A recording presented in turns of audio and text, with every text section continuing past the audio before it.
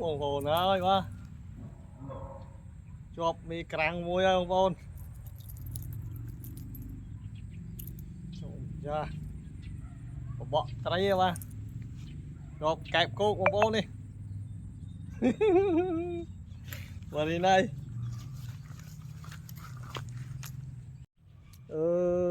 em mong ba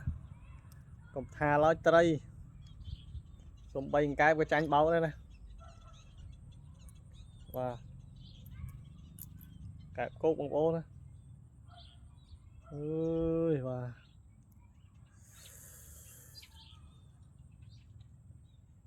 ồ đo cho rắn tam phứ bạn cuốc vào vô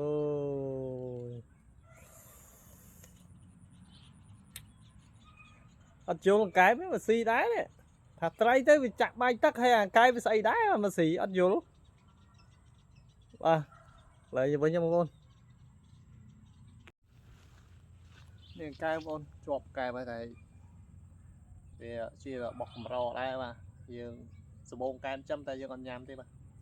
là như với con đấy giặc con này giặc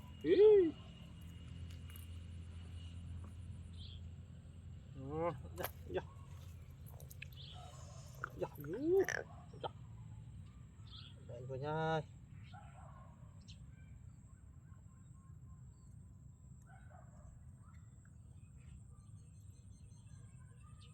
đỏ tiếp vào